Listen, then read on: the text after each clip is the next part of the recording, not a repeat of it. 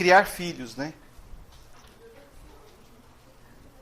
Ela separa em duas maneiras de criar filhos. A maneira do mundo, a maneira que o sistema induz as pessoas, e o jeito da Torá, que é educar os filhos para o eterno. Onde você vai mostrar para os seus filhos, né, que o eterno é pai deles também. E é o que Abraão tenta fazer com Isaac, né, educá-lo para o Criador. E o sistema, a diversão, o cinema, a moda, a educação, ela toda vai trabalhar para que os seus filhos sejam educados para o mundo. Novela também, mano? Novela também.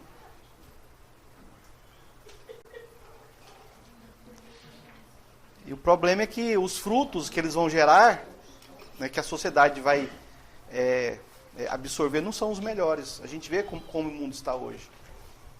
Basta você olhar para a sociedade que você já vai ver que não está muito bom. Amém? Baruch Hashem? Então, esse é um dos aspectos dessa paraxá. Mas não é sobre esse assunto que a gente vai falar hoje, né? Os alahote da educação para os filhos, é outro assunto.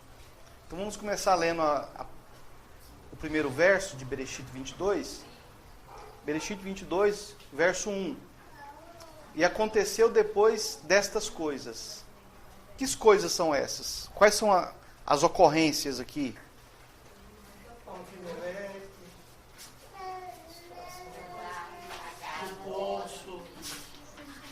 A guerra com os reis, destruição de Sodoma. Quando a Torá ela traz essa informação, ela tá tratando de uma mudança de era. É uma outra era. Isso acontece com as nossas vidas. As nossas vidas, elas também têm fases, têm eras. E não voltam mais. As eras que você passou, você está feliz com essas eras, com essas etapas? Você está satisfeito com elas? Ou não está? Aqui, Abraão, ele está entrando em uma nova era, em uma nova etapa, em uma nova fase da vida dele, da vida de Sara, da vida de Isaac. Outra era. E a gente tem a impressão, né, que todo dia é igual ao dia anterior, que todo ano é igual ao ano anterior. Que todas as coisas que vão acontecer, elas são iguais às coisas que já aconteceram. Embora nada é novidade aqui no mundo. Tudo que já foi um dia. Amém, irmãos? Baruch Hashem? E isso nos dá uma vantagem. A experiência de você fazer as suas novas fases de forma diferente. De você agir de forma diferente daquelas que você fez no passado. Ou seja, como nós falamos na paraxá anterior, você escolhe como fazer e o que fazer. Você escolhe o que planta, mas você não escolhe o que colhe. E, aliás, a colheita, você já sabe como vai ser a sua colheita pelo que você plantou. Então, você tem que tomar muito cuidado com aquilo que você planta. Então, as coisas que já aconteceram, que não serão mais novidades, elas servem por experiência, para você não cometer os mesmos erros. Baruch Hashem? Então, e aconteceu depois destas coisas. Elohim provou a Abraham. Ele disse, Abraham, e ele disse, Inaine, eis-me aqui. Outro ponto, Elohim provou a Abraham. Elohim, ele prova cada um de nós todos os dias, o tempo todo. Agora, se ele sabe de tudo, de todas as coisas, do futuro, você pode ter 1000 opções de escolha. Qualquer um que você fizer, ele já sabe. Dentro do seu livre-arbítrio. A questão é, você entende que as coisas que você vive, elas são provas elas são provas, tudo é prova. E você sabe se você está passando pela prova, com nota boa ou com nota ruim. Se você começar com reclamação, com murmuração, você já começou perdendo. Então, nós temos que ser positivos nas horas difíceis. Ser positivo e saber que mesmo que seja ruim ou mesmo que seja bom, vai passar também a mesma coisa. Tudo passa. É para nós mesmos. Para o nosso crescimento. E detalhe, né? A gente tem que falar isso também. Toda luta que o Eterno coloca na sua vida, que é Ele que permite as lutas, sempre tem um abrahá. Sempre tem uma bênção. Nenhuma luta ela não tem um troféu lá na frente. Todas elas têm. E nós somos assim. O ser humano é um ser engraçado, né? Você quer os melhores troféus. Mas você não quer as melhores provas. Porque quando elas vêm até você, você quer recusar, você não quer aceitar. Não, mas eu não dou conta disso, isso é muito pesado para mim, eu não mereço isso. Você pode não merecer o troféu então. Você pode não merecer a premiação. É o fruto bom que você poderia colher. Então, se o prêmio que você quer ele é um grande prêmio, você vai ter uma grande luta. Sempre é assim. Baruch Hashem. Comentário. Essa é a 10ª prova de Abraão. 10ª prova de Abraão. Vocês lembram qual foi a 10ª prova das pragas do Egito? O que Abraão está fazendo aqui? Vocês entenderam? Passando por essa prova. Só que o resultado lá do Egito foi qual? Os egípcios foi negativo. E para Abraão? O filho de Abraão, o primogênito de Sara, o único filho, podia morrer, mas ele não ia ficar morto. Porque o Eterno tinha um plano para ele. E os primogênitos do Egito morreram e depois ressuscitaram? Não. Outra coisa que a gente tem que aprender, irmãos, tudo tem dois lados. Aqui nós temos o lado de Abraão, levando Isaac por vontade própria, para ser oferecido ao Eterno, enquanto os primogênitos do Egito, por vontade própria também, eram oferecidos para quem? Para os ídolos. E os ídolos conseguiu ressuscitar os filhos primogênitos do Egito? Nenhum. E Isaac, ele terminou vivo ou morto? Vivo. Essa é a diferença. Amém? Vocês tinham visto isso na Torá?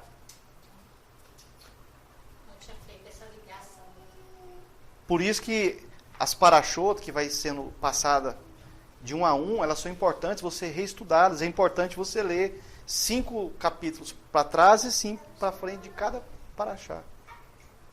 Porque você vai formando um banco de dados.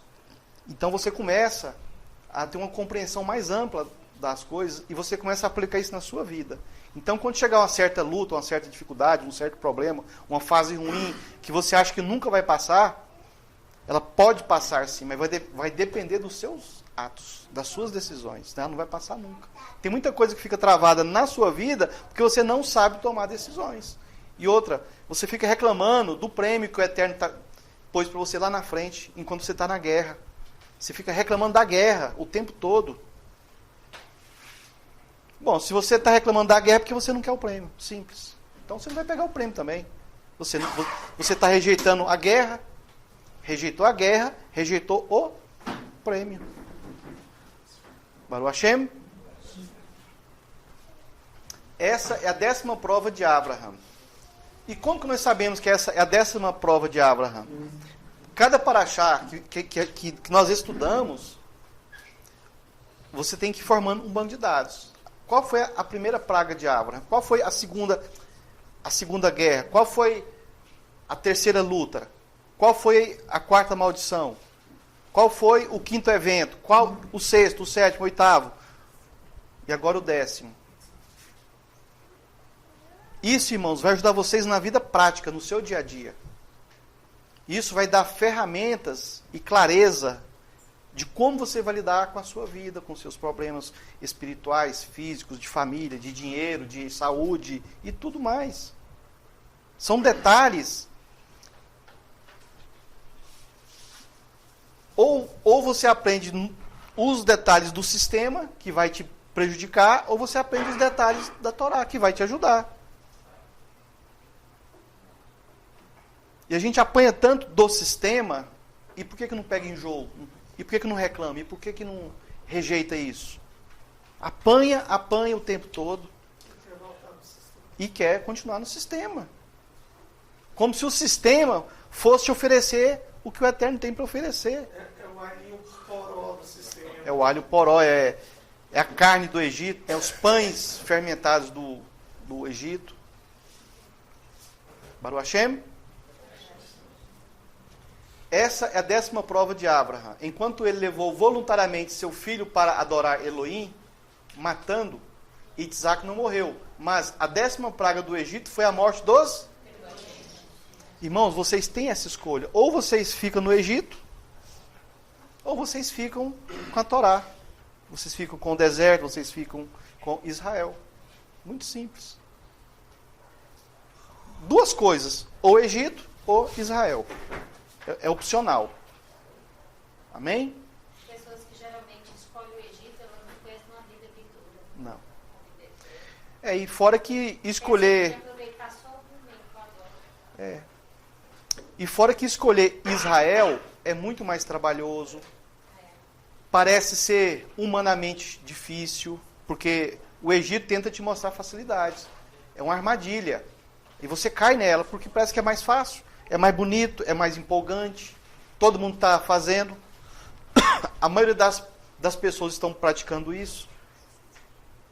Eu estou falando para ele hoje. O Egito é tão enganoso que ele não vive para o ser, ele vive para o ter. E eles são tão apegados ao ter que as tumbas são cheias de riqueza. Até quando morre, o cara leva... Está lá no túmulo, cheio de riqueza. O que um cadáver vai fazer com tanta coisa, Teve né? uma daquelas múmias, eu vou falar assim, era 650 milhões de libras. Tesouro que valia ao que foi encontrado. Então, olha que loucura. Levar um túmulo. O cara pensa que vai ressuscitar e já vai ressuscitar aqui. Já vai... Então, isso é uma loucura, né? Isso é a pegada até a pós-morte que leva a Enquanto o hebreu quer deixar herança para os que vão ficar vivos, né? O Egito quer levar até o ouro e a prata. Aí eu estava falando para ele. O israelita morreu, enterra, põe só ali as vestes de enterro, acabou. E o nosso formato de morte hoje é o formato do Egito, que é o quê? Você lá vai lá, pega o morto, dá aquele banho, põe o terno mais caro, enche de flor, caixãozão bonito. Ostenta, né? É uma ostentação. Baruch Hashem. 2. E ele disse: toma agora teu filho, teu único filho, Isaac. Pare um pouquinho. Abraão só tinha Isaac como filho? Mas por que o Eterno falou? Seu único filho. Esse é o filho da herança e ia passar por ele. Esse era o eleito. Esse é o filho que ele desejou o tempo inteiro ter, né? Desejou e ainda vai matar o filho. A quem tu amas, e entra na terra de Moriá, e oferece-o lá como uma oferta queimada sobre uma das montanhas da qual eu te falarei. O que significa Moriá? Visto por Iá. Comentário. E foi depois dessas coisas que Isaac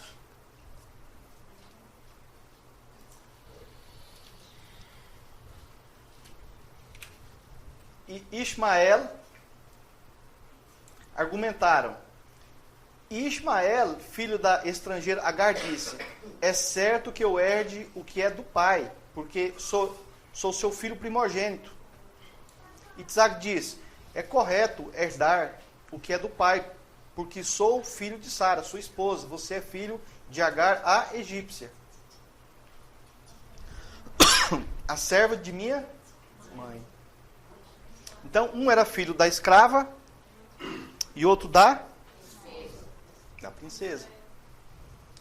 E Isaac disse: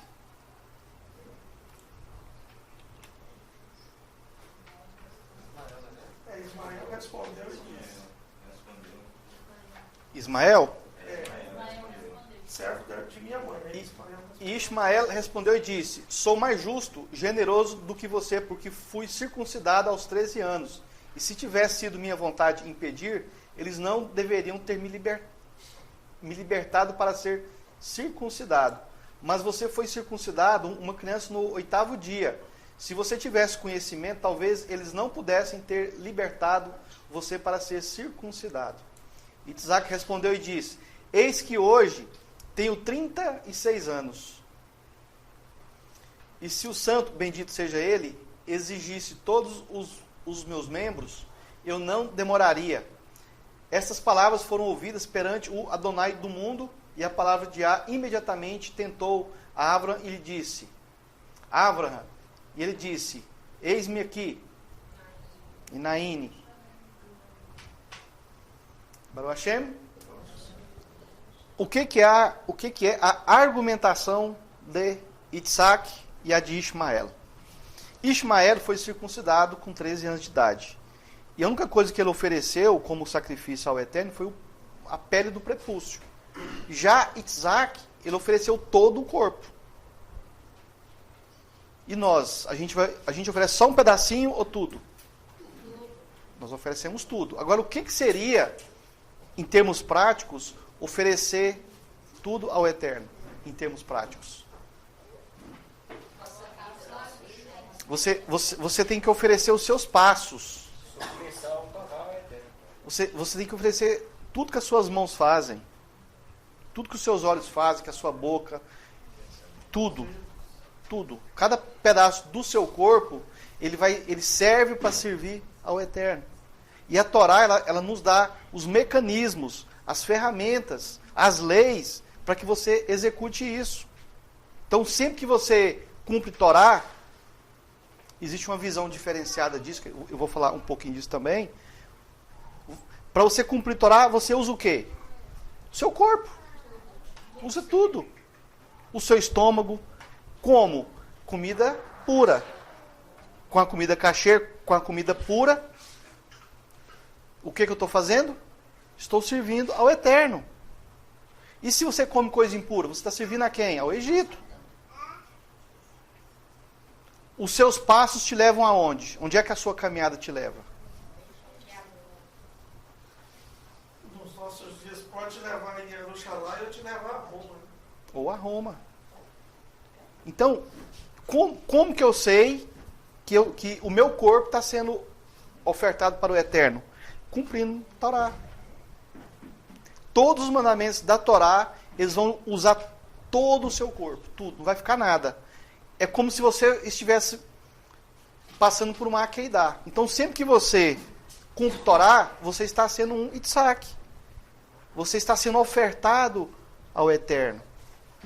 Quando você teima, você está sendo ofertado para o Egito, para os ídolos do Egito. Baruch Hashem. 2. E ele disse, comentário 2 do verso 2.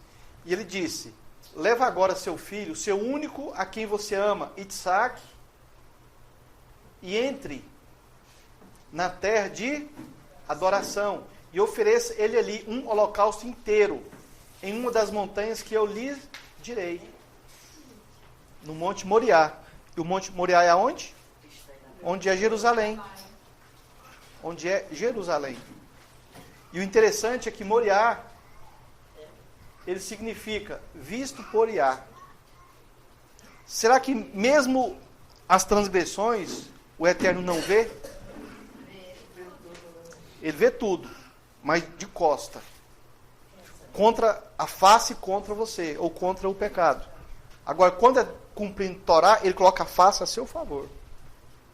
Então, ele vê de costa e ele está enxergando, é uma coisa. Ele vê com a face voltada para você, É outra coisa. Por isso que nós fazemos a bênção sacerdotal. Que a te abençoe e te guarde, faça por você, coloque a sua face sobre ti, seja benigno, perdoe os seus pecados, coloque o nome dele em ti. Sempre que é pecado, ele vira de costa. Sempre que é cumprimento de Torá, ele fica com a face virada para você. E ele vê tudo. Mesmo ele de costa, ele vê tudo. E olha que de costa é ai. E ai na Torá é ai mesmo. Ninguém queira esse ai. Baruch Hashem. 2. 3. E Abraham levantou-se de manhã cedo e pôs Sela em seu jumento e levou 2 dos seus moços com ele, Itzaque e o seu filho, e cortou a lenha para a oferta queimada e subiu para o cume e foi para o lugar que Elohim tinha lhe contado. Então no terceiro dia Abraham ergueu seus olhos e viu o lugar à distância longe, Monte Moriá. Onkelos é um comentarista que converteu ao judaísmo na época do Segundo Templo. E isso aqui é um comentário dele. Onkelos o considerou a terra do serviço, uma alusão ao serviço do incenso, que continha mirra, que em hebraico é mor, e foneticamente semelhante a mor e a nardo e outras especiarias. Então, a palavra Moriá, ela tem muito significado, ela tem muita importância. Ou seja, Itzaque estava sendo o quê? Um perfume, uma oferta queimada perfumada, um olá, um sacrifício de olá dos 5 básicos, né? O olá é a base de todos os sacrifícios queimados. Baruch Hashem. Então, o que nós temos que ser para o Eterno? Um bom perfume. Um bom perfume, porque Ele está vendo tudo. Amém? Baruch Hashem?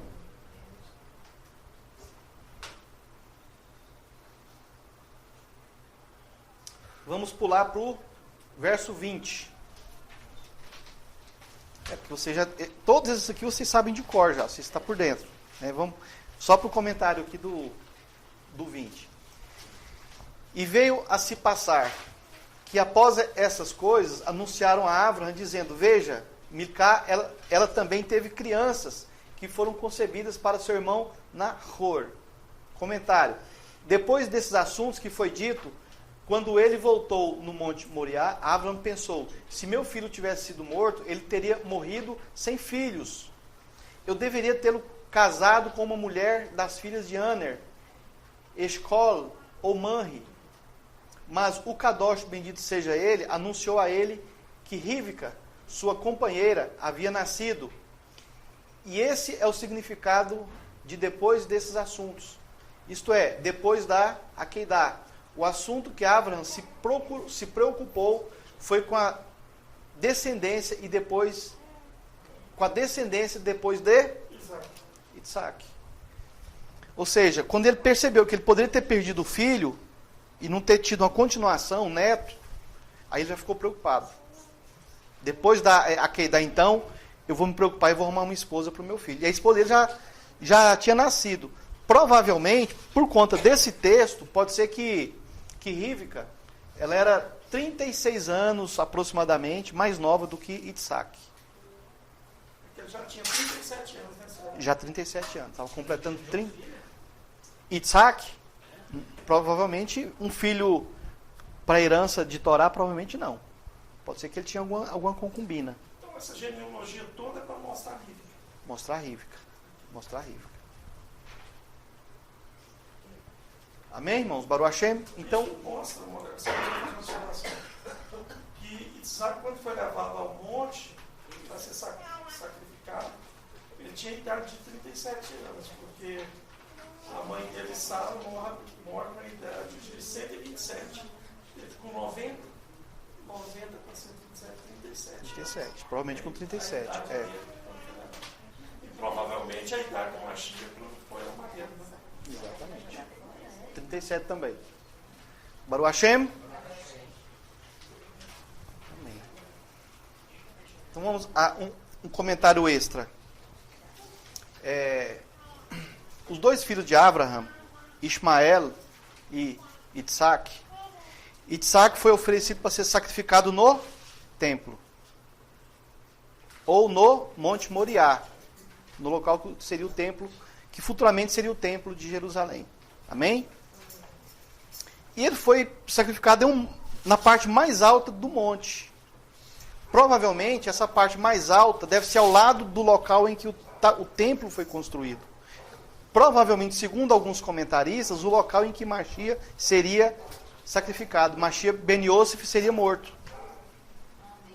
Do lado de fora do prédio. Então, já naquele tempo, Isaac já estava sendo colocado para ser sacrificado na parte alta do monte, do lado de onde o templo seria construído, da mesma forma que o Machia foi, que ele também foi sacrificado do lado de fora. Eles falam que o lugar onde ele foi, um lugar chamado Caveira. Gólgota. Calvário, não significa caveira. Eu acho que Gólgota. Gólgota. Aí, quando eles falam isso, é o mesmo Moriá ou é outro lugar? É, porque isso tem vários nomes, né? São vários nomes. Naquela época virou Gólgota, mas antes não era Gólgota. Então, Isaac era uma apresentação já da gente do Machia? Sim. Ele é uma representação de Machia. Prefigura o Machia. Toda a Torá fala de Machia. Tá, então Isaac, ele foi como um cordeiro levado para ser sacrificado no Monte Moriá, amém? Ismael também passou por uma situação parecida, só que ele foi enviado para o... Representando quem? O bode de Azazel. Então, Isaac representa o sacrifício do cordeiro e Ismael o bode, que foi enviado para Azazel. Isaac representa Israel e o outro representa Egito. Baruch Hashem? Amém, irmãos? Só que essa expiação para Azazel também representa a purificação dos ismaelitas. Eles serão purificados. Sim, isso aí é profético. Amém? Depois dessas coisas, essa expressão hebraica, depois dessas coisas, é a maneira hebraica de dizer eventualmente. Descreve um período indefinido de tempo, mas geralmente uma quantidade definitiva de tempo. Na linguagem hebraica, o tempo costuma ser longo e os acontecimentos evoluem. Significa fim de uma era e início de outra. Depois dos eventos entre Abraham com Abimeleque, registrado no final do capítulo anterior, temos agora novas situações. Bereshit 22 é composto por apenas 24 passuquim, 24 versos. É como se tivéssemos escalado uma montanha enorme até aqui. E agora estamos no topo, o sacrifício de Isaac. Ou seja, desde Bereshit 1 até Bereshit 22, nós escalamos uma montanha. Nós subimos. Aqui é o topo, é o ponto principal do livro de Bereshit, é o sacrifício de Isaac, chamado Akedah. Então hoje nós estamos nas nuvens. Nós estamos no local onde Moshe também recebeu a Torá. Entender a Akedah e se submeter a ela como um voluntário, cada um de nós sendo um cordeiro, sendo ofertado todo o corpo, como foi Isaac, nós estamos fazendo a mesma coisa que Moshe. E nós estamos imitando quem também? Machia. O varão de estatura perfeita, a qual nós devemos alcançar. Então, cada estudo de Parashot que nós tivemos, de Bereshit 1 até agora, é subir montanha. Agora, de agora em diante, nós não vamos descer mais essa montanha. Nós elevamos a esse ponto e nós não vamos mais descer desse ponto. Que fisicamente nós desçamos, mas que espiritualmente não.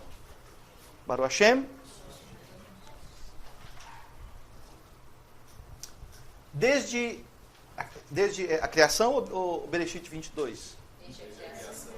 Desde a criação do mundo, passamos por várias explicações e muito tempo foi gasto na preparação do cenário para o eventual acontecimento envolvendo Abraham, Isaac, Ismael e um cordeiro. Então, desde Bereshit 1, que é a criação, esse cenário Akedah, ele vem sendo preparado. Acontecimento por acontecimento, situação por situação, até chegar nesse ponto aqui. Baruch Hashem. Ou seja, Abraão, Isaac, Ismael e um cordeiro. A Torá muitas vezes usa de desviar a atenção do leitor para uma direção oposta à mensagem pretendida. Por que a Torá ela faz isso? Como que isso funciona? Quando você começa a ler o texto da Torá, ela coloca uma história em que você vai ficar concentrado naquela história ali. Isso é para quê? Isso é para desviar a sua atenção do foco principal, do segredo, da alma, da profundidade. Agora, por que a Torá ela faz isso? Por que ela não dá isso tão mastigadinho, tão facinho?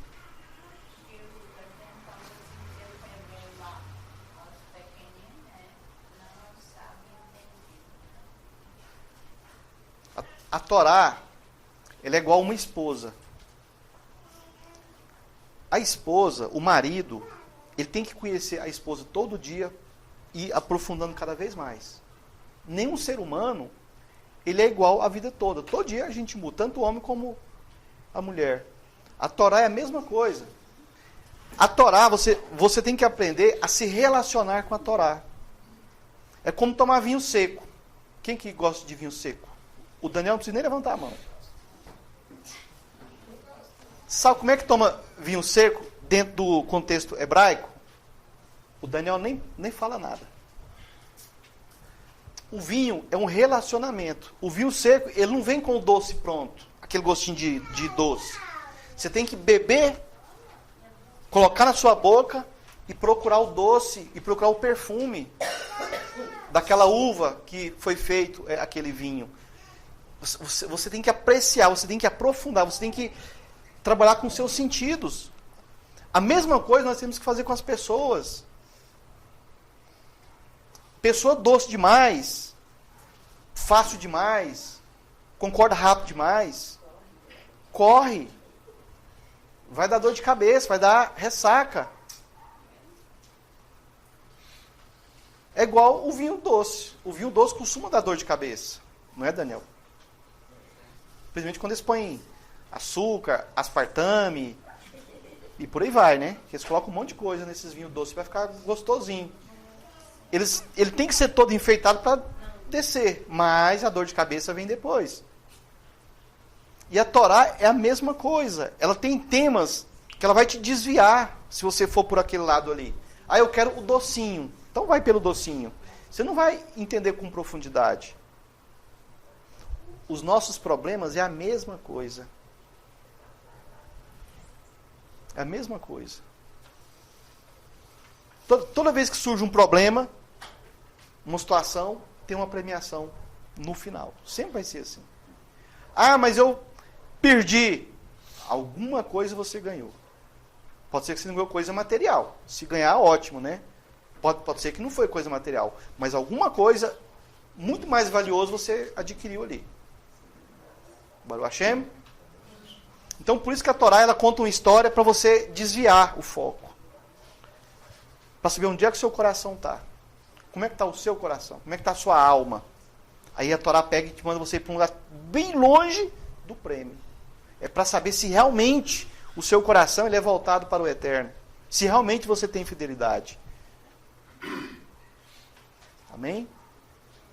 É igual a mulher fácil. Já que a gente fala de esposa, né? O que a mulher fácil ela oferece para o homem? Armadilha. Armadilha. Só dor de cabeça. Só dor de cabeça. Só problema. Vem docinho demais. Mas depois a dor de cabeça vai tomar conta. E a Torá, irmãos, é a mesma coisa. Nós temos que aprender a se relacionar com a Torá. Foi seca? Foi vinho seco? Mas até hoje você está aí caçando, né, o doce. E a vida toda. A vida toda. Baruch Hashem. E o assunto aqui é a Akedah, contado com pouca emoção e detalhes. Essa história da Akedah, ela é muito seca, é muito diretona, é muito assim, sabe? Não tem muita emoção. Vai lá e sacrifica. Vai lá e sacrifica. Agora, a história de Sara com o faraó, com a cobrinha pendurada lá na cabeça, cheio de detalhe, de coisa, emoção. Abraão ficou lá fora esperando, com medo do faraó realmente. Cheio de emoção, mas aqui não. Aqui no auge, no topo da Torá, porque isso aqui é o topo da Torá. Vocês estão no lugar mais alto da Torá. É seco. Mas quem entende o valor que isso tem, a emoção ela é muito maior.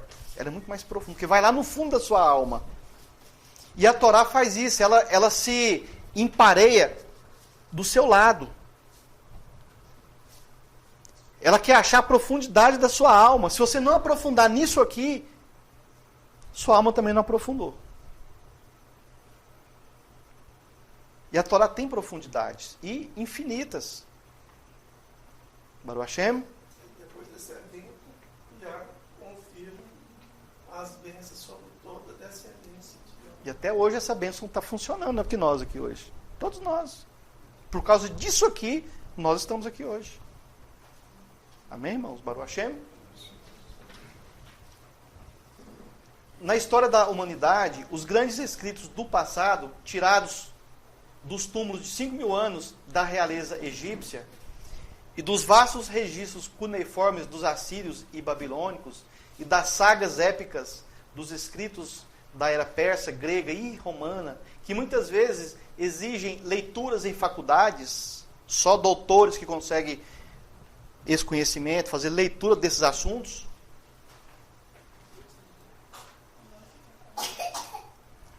Exigem exatamente o oposto da Torá. Eles precisam ser abrilhantados pelos homens. Essas histórias passam o tempo todo engrandecendo e santificando os reis e líderes de exércitos dos reinos. O grande rei Nabucodonosor, o grande faraó, Alexandre o Grande. E ali da onde? Nas faculdades. Doutrinação.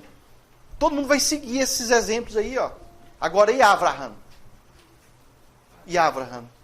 História seca. A Torá é oposta ao mundo. Oposta. É igual o vinho seco. Você tem que degustar, sentir o doce. E quem aprende a degustar o vinho seco, depois não quer nem saber de vinho doce. Não toma. Nunca mais. A Torá, depois que você experimenta a Torá, acabou. Você não quer outra coisa mais. Baruch Hashem. Voltando ao texto, podemos observar, por exemplo, o tempo gasto para falar do dilúvio. Vocês lembram da história do dilúvio? Demorou, falou, e detalhe daqui, e por isso, e por causa daquilo, e Noa, e a arca, tinha tantos, e as medidas da arca, tinham vários capítulos falando. A Keidá não, é seco. Então muita gente pensa que isso aqui é bobagem. Não presta muita atenção nesse acontecimento. Muita explicação do porquê a humanidade se voltou contra Elohim, mas poucas palavras sobre o próprio dilúvio. Lá não fica falando por que a humanidade estava contra o Eterno e vivendo da maneira que eles estavam vivendo.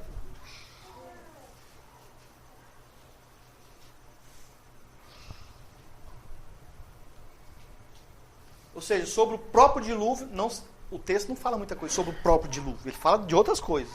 Os homens se davam em casamento, e escolhiam as mulheres do jeito que eles queriam. E sempre mulher no meio da história. Sempre mulher atrapalhando os homens. Sempre mulher virando tropeço para os homens.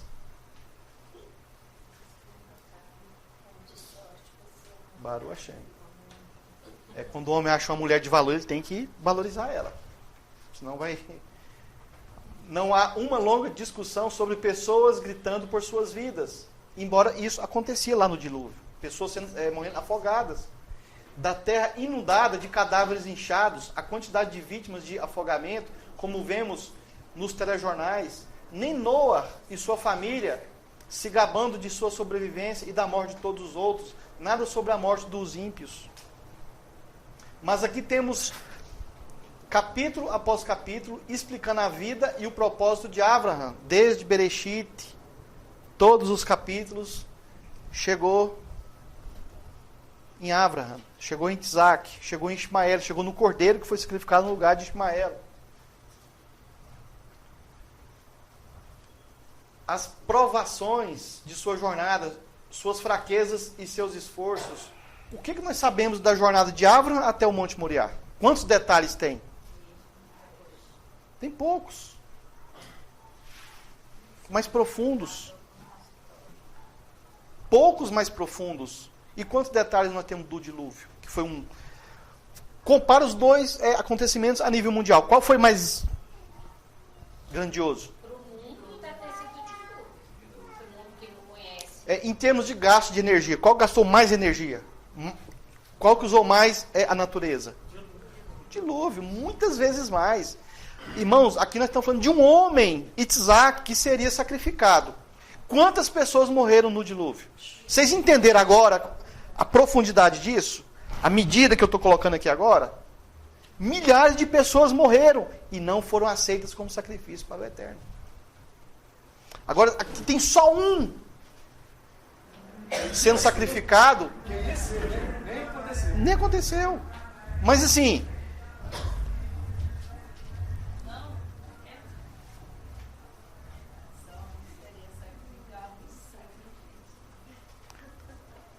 O Eterno pediu um. Em cima de obediência. E lá morreram milhares. Por conta de desobediência. O Eterno não queria aquele tanto de morte. Mas o Eterno queria Isaac. Essa ele queria. Mas o do dilúvio, o Eterno não queria. Foi o Eterno que escolheu fazer o dilúvio ou foram aquele tanto de...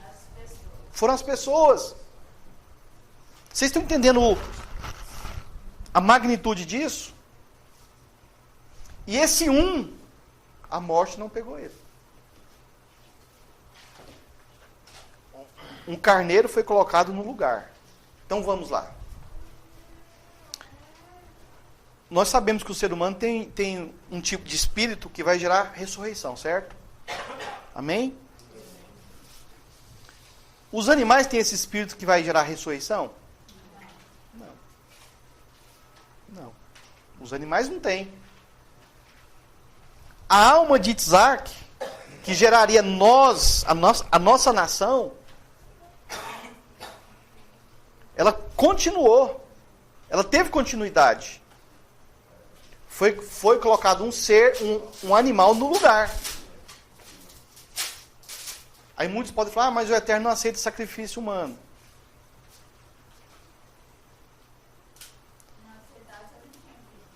Se o Eterno colocou Isaac para ser um sacrifício, ele era humano, então? Ele perdeu ali ele perde a humanidade. Abraão não estava vendo Isaac como um filho. Ele acordou bem cedo. Olha o comportamento de Abraão. Ele acordou bem cedo, animado, para fazer aquela viagem de 80 quilômetros, 3 dias, até o Monte Moriá. Animado. Mas ele estava vendo o sacrifício. Irmãos, ele não estava vendo ali um filho dele sendo sacrificado, morrendo, acabando. Coitado do meu filho, vai morrer. Quem é entregue para o Eterno, morre. Era isso que Abraão estava visualizando. E Sara já tinha dificuldade em visualizar isso. A mãe tem essa dificuldade. Os 3 dias já simbolizam morte e ressurreição. Morte e ressurreição. Mas alguém entregue para o Eterno, eu quero que mata essa pessoa aqui, porque eu amo essa pessoa, esse me agrada, eu quero ele eternamente. A morte alcança essa pessoa, irmãos? Não. É o que Isaac representa para nós. É o que a Keidá representa para nós. Baruch Hashem. Afinal de contas, por que a Torá não foca as tragédias com detalhes? Por quê? Ela conta as situações, mas as tragédias ela não fica falando detalhes, de sofrimento, isso e aquilo, é seco também. precisamos estar atentos que o evento de Bereshit 22 é o auge da vida de Abraham. Acho que Abraham nunca se sentiu tão feliz como nesse momento. Aqui vemos o propósito para o qual tudo que aconteceu antes era apenas uma preparação para este evento. Este foi um dia que, apesar da sua magnífica importância, era apenas uma sombra do que os profetas iriam prever para o futuro. O que os profetas iriam prever para o futuro? Mashiach ben Yosef. E eu penso assim, tão importante para Abraham, como tão importante ele sabe. Que se oferta, né? Ele fala que ele se oferta Livremente. Irmãos, morrer nas mãos do Eterno significa morte? A pessoa vai tranquila. Isaac foi tranquilo. Me amarra, pai. E quem foi que levou o madeiro nas costas para ser queimado? A mesma coisa o Mashiach, né? O que Isaac fez é a sombra do que o Mashiach faria. Isaac levou o próprio madeiro que ele ia ser queimado no sacrifício de Olá, que é o que queima e a fumaça sobe. Ele levou aonde? O Mashiach também levou o próprio madeiro nas costas. Aí ele fala assim, ó, se você me ama, pega o seu madeiro e me siga. As pessoas, poxa, então tá me chamando para sofrer. Irmãos, morrer nas mãos do Eterno, numa oferta para ele, é morte. Olha o convite que o Mashiach faz. Pegue o seu madeiro e me siga. E aí você vai ser queimado, lógico que figurativamente, como uma oferta aceitável, agradável, perfumada. E essa palavra profunda que fala, aquele que vem após mim, que negue-se a si mesmo. Nega o Egito, porque você é um Egito, você foi formado pelo sistema, e me siga. Então, quando o Mashiach fala isso é maravilhoso. Não é de ficar triste. Eu vou... ele carregando aquele negócio nas costas lá. Coitadinho.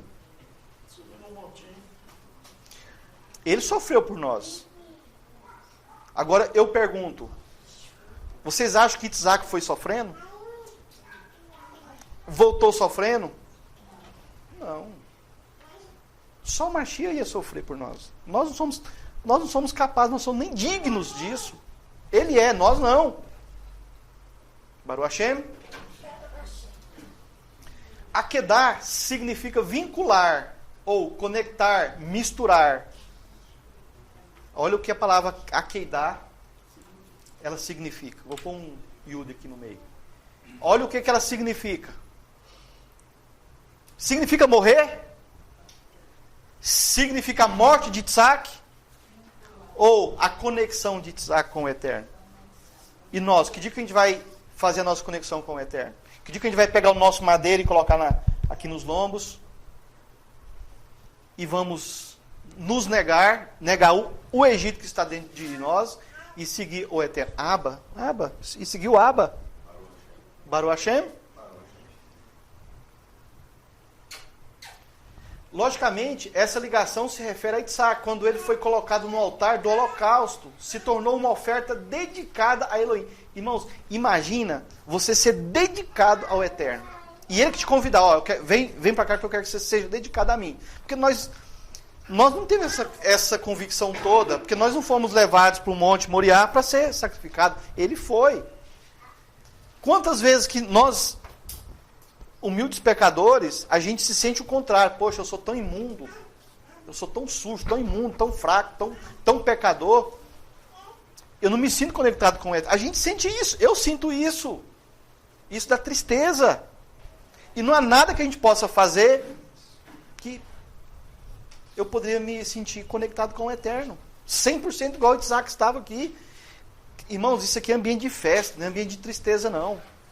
Nunca leia a Akedar com ambiente de tristeza. Isso aqui é festa. É só bênção. Baruch Hashem.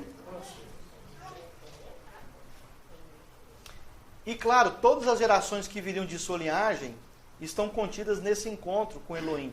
Onde é que nós estávamos no dia em que Isaac estava sendo ofertado em sacrifício vivo, oferta de olá, sacrifício de olá. Onde é que todos nós estávamos? Os textos de Isaac. Já estava no de Isaac. Já estava no de Isaac. Já tinha saído de Abraão. Para Isaac. Nós estávamos lá. Ou seja, nós somos participantes disso aqui. Só que nós não temos essa consciência, porque mesmo assim vem no nosso DNA.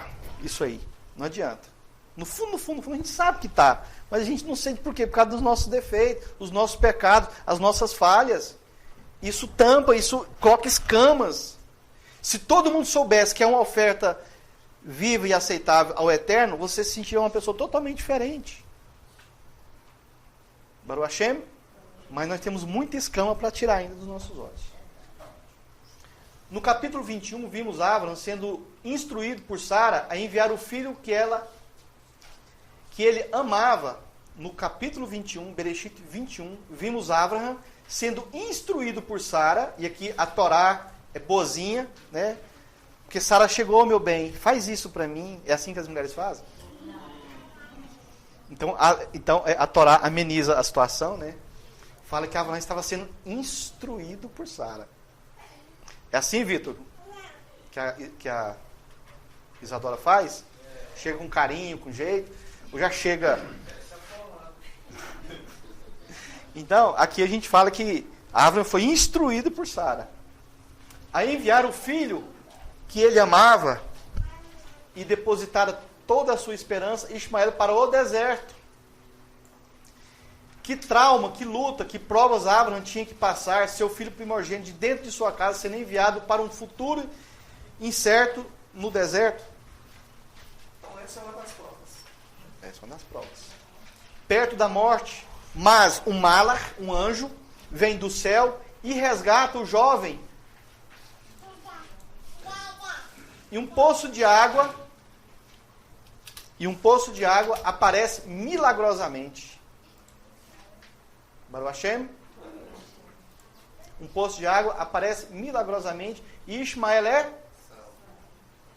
Vocês lembram que Machia vai lá no poço, tem uma mulher samaritana e fala que se beber daquela água nunca mais terá sede? Tem a ver um pouquinho com isso aqui.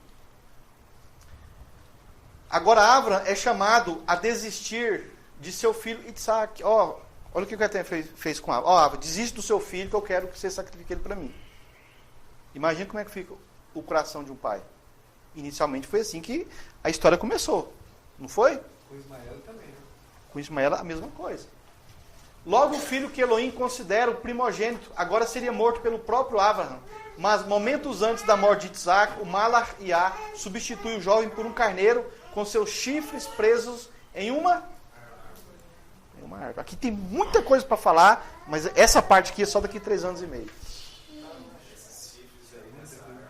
Só daqui a 3 anos e meio. Senão, esse aqui é uma... E a nos permite estar aqui. Baruch Hashem. Eu já estou falando assim para vocês ficar. Aguentar me suportar mais 3 anos e meio. Baruch Hashem. No verso 21, já sabemos que Elohim estava colocando Abraão à prova. Mas ele não sabia disso. Isso é importante. O texto deixa muito claro que isso é um teste. E toda hora o Eterno te testa. Mas não para ele ter... É para você provar para você mesmo. É para você crescer. Mas será que Elohim realmente aceita o sacrifício humano? Aceita ou não aceita? O Eterno aceita sacrifício de animais? Não. O Eterno, ele aceitava aquela serpente que ficava na cabeça do faraó como cura? Mas ele aceitou aquela serpente de bronze como cura? Por que que o do faraó ele não aceita, mas o de Moshe lá que fez lá no deserto ele aceita? Por quê? Por que que ele não aceita sacrifício humano, mas fala para sacrificar e ele mesmo aceita algum sacrifício? Quando o Eterno fala assim, mata, porque eu aceito, ele aceita. Quando é o homem que quer fazer o sacrifício por conta própria, o Eterno não aceita. Isso, irmãos, é a mesma coisa com as décimas, com as ofertas, com as tefilote. É a mesma coisa, é o mesmo princípio. Fora disso é idolatria. Muita gente tem a décima como uma idolatria. E é um assunto que a Torá trata em vários níveis, né? Mas dependendo da situação, é uma idolatria. É uma idolatria. É um método mágico para ficar rico. Rico, é uma barganha, né? Prosperidade. Eu dou um pouquinho e você me dá muito, pai. É uma sociedade que não funciona, né? Aí eles gostam de usar aquela passagem de Jacó. Jacó fez uma barganha. Agora ali, que riqueza Jacó pediu? Só pediu cuidado. Coisas materiais de Faraó. Ele só pediu cuidado, me alimente, me veste e me faça retornar para a casa do meu pai. Baruch Hashem. O Eterno não aceita sacrifício de animais, viu? Como também não aceita sacrifício humano. Porque tem muitos aí que falam, mas o Eterno de animal ele aceita. Negativo, mentira. Ele só aceita se ele mandar, faça. Aí ele está aceitando. De ser humano a mesma coisa. Leve Isaac para ser sacrificado. Foi ideia de Abraão? Ele foi criativo, ele que quis? Ou foi o Eterno que determinou? Se é o Eterno que determinou, é decreto, é lei, acabou, não tem que discutir. Moxe, mata aí, quantos que era lá do bezerro de ouro? Morreu 3.000. 3.000 do bezerro de ouro. Quem foi que mandou matar? E se Moxe, sozinho, não, vou matar esses aqui porque esses aqui são rebeldes. O Eterno tinha aceitado? Não, era assassinato. É diferente. Baruch Hashem. A palavra hebraica usada aqui para oferta queimada é olá. Olá. Na Torá temos 5 tipos principais de ofertas queimadas sacrificiais. O olá é um deles, o principal. Cada um dos 5 tipos de oferta de sacrifícios eram queimados. Então, o olá é um dos 5 sacrifícios queimados e o olá é o principal. Olá não significa apenas qualquer tipo de oferta queimada no fogo. Pelo contrário, olá é um tipo específico de oferta queimada com um significado próprio, específico. E há 2 elementos que separam cada um dos 5 tipos de sacrifício. Primeiro elemento, em que consistiam as ofertas de sacrifício que deveriam ser queimadas? Era o quê? Qual o tipo de elemento material? Tinha farinha, tinha cordeiro, tinha touro, tinha várias coisas. Então, são 2 coisas que diferenciavam uma oferta de outra. É do que ela consistia e o propósito e a função elohímica dessa oferta de sacrifício e o ritual é associado. Ou seja, depende da matéria-prima e depende do tipo de função que aquilo vai exercer dentro de um tipo de rito. Você sabia que esse padrão aqui nós usamos para fazer as nossas tefilote? Por exemplo, tem certas tefilote que eu não tomo vinho para fazer. E tem algumas que eu uso vinho. Mas isso é meu. Isso não é regra. E funciona. Viu, Isadora? Não funciona, Isadora? E funciona. Baruch Hashem.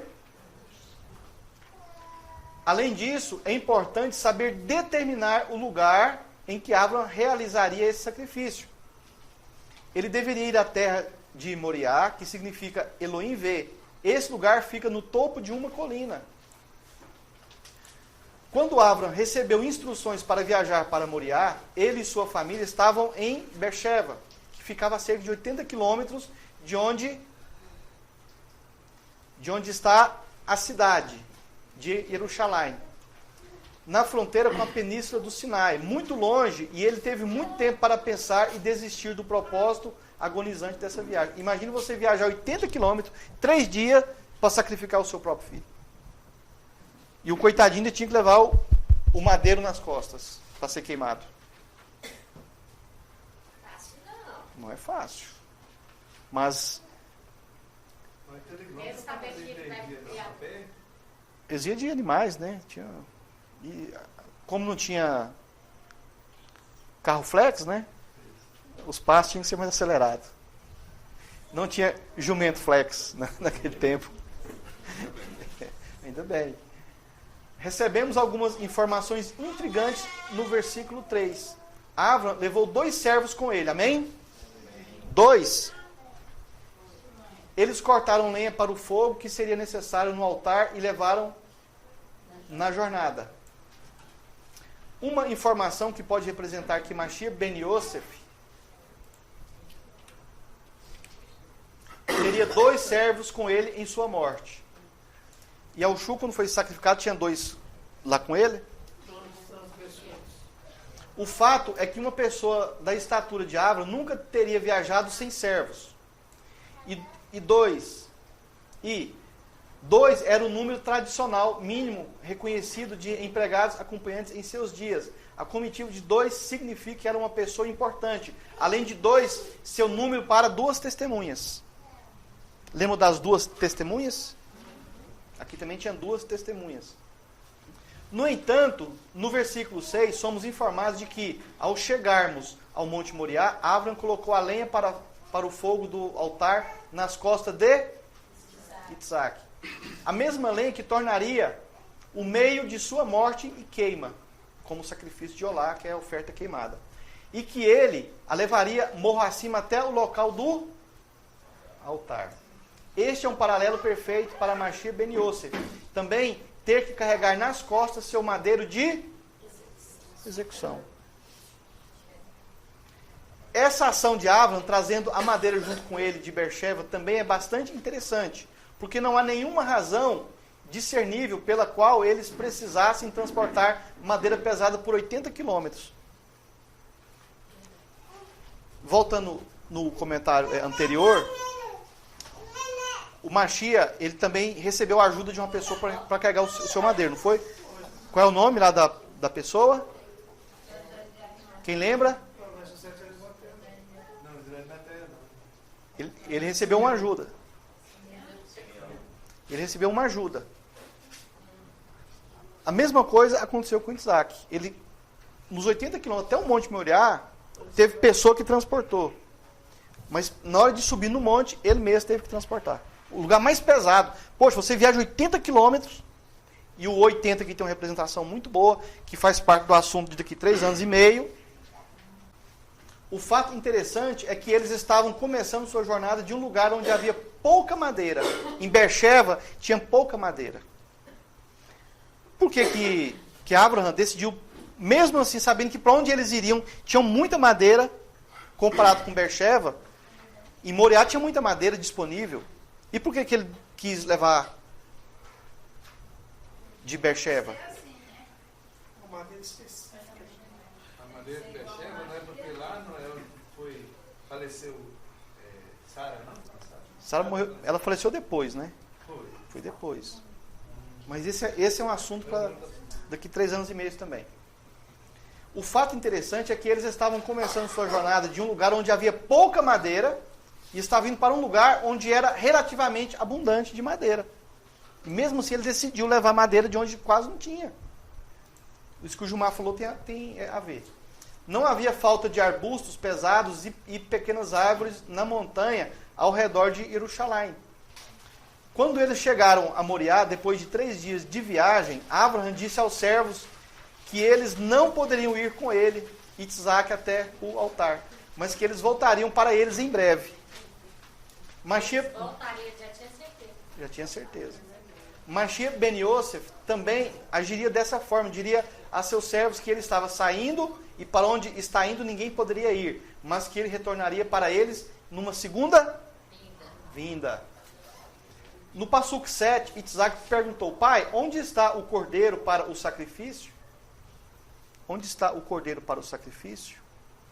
Mashiach também falou para o Eterno: me tira dessa situação, dá esse cálice para outro. Essa não era uma pergunta ingênua de uma criança inocente. Os antigos escritos judaicos dizem que Isaac tinha 37 anos naquela época. Ele tinha consciência e capacidade de entender o que estava acontecendo. Na verdade, ele teria que ser voluntário. Tem que ser um sacrifício voluntário. A ordem de Elohim para sacrificar Isaac não era estranha a Abraão, porque o sacrifício humano a ídolos fazia parte das práticas normais de adoração de seus vizinhos cananeus. Quando Isaac estava sendo amarrado, ele ficou em silêncio. E ele sabia muito bem o que estava prestes a acontecer com ele.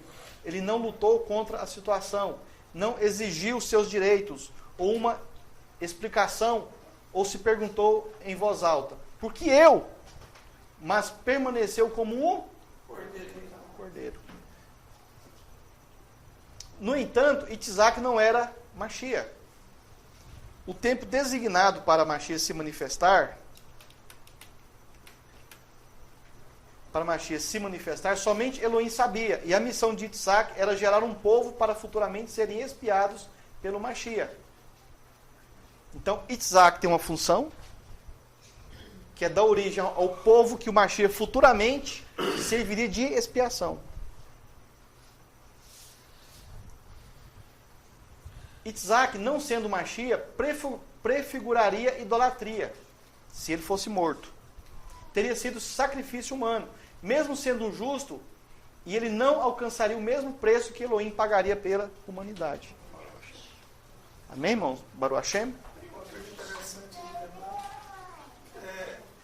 Esav, na sequência, ele vai se aliar a Ismael. Ele vai casar com as filhas de Ismael. Enquanto Jacó segue as orientações. Direciona, né? Baruch Hashem. Amém, irmãos e irmãs? Alguém tem alguma pergunta? Quer fazer algum comentário?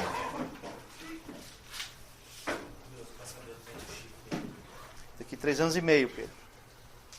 Assim, muito interessante é que vale a pena um estudo, né, gente?